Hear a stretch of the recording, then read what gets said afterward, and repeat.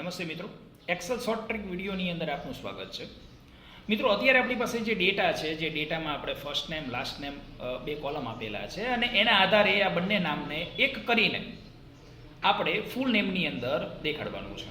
Okay, તો નામને હવે આપણે બંને સાથે લખવા માટે થઈને આપણે અત્યારે કોન્કેટ ફંક્શનનો યુઝ કરવાનો છે. તો આપણે ફોર્મ્યુલા આપીએ છીએ, બ્રેકેટની અંદર જઈને A3 અલ્પવિરામ B3 કૌંસ પૂરો કરીને એન્ટર મારીશ તો અત્યારે મારું નામ તમે જોઈ શકો છો કે ભાઈ આપણે એ ફર્સ્ટ નેમ અને લાસ્ટ નેમ વાળા જે અલગ અલગ આપણે નામ લખેલા હતા તેને આપણે ફૂલ નેમની અંદર એક સરખા કરેલા છે.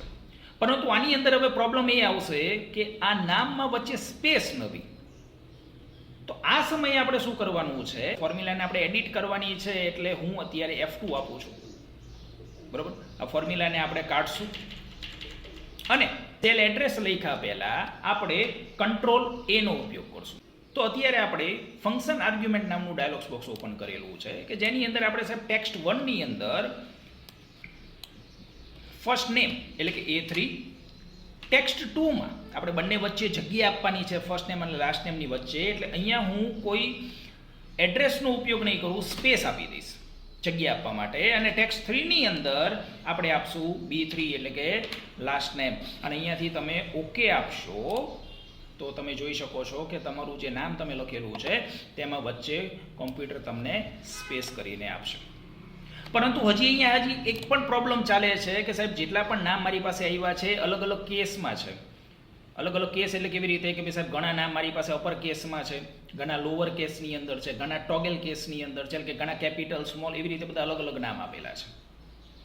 તો આવા સમયે હવે આપણે શું કરવાનું છે કે ફોર્મ્યુલા પહેલા નામની અંદર હું મારા કર્સર રાખું છું, એટલે કે પહેલા નામને હું સિલેક્ટ કરું છું, ત્યારબાદ F2 આપીને એ ફોર્મ્યુલા ફરીથી ઓપન કરું છું અને ફોર્મ્યુલામાં A3 લખેલું છે એની પહેલા હું પ્રોપર લખીશ, બરાબર. પ્રોપર ઓપ્શનનો આપણે ઉપયોગ કરશું અને A3 ને બ્રેકેટમાં લઈ લઈશું. એવી જ રીતે B3 સેલની આગળ પણ આપણે પ્રોપર ફંક્શનનો યુઝ કરશું અને B3 ને પણ આપણે બ્રેકેટમાં લઈ લઈશું. અને હું એન્ટર મારીશ તો તમે જોઈ શકશો કે મારા નામને કોમ્પ્યુટર સેન્ટેન્સ કેસમાં એટલે કે પ્રોપર રીતે સેટ કરીને આપશે. જો આ વિડીયો તમને ગમ્યો હોય તો લાઈક કરજો, શેર કરજો અને સબસ્ક્રાઇબ જરૂરથી કરજો.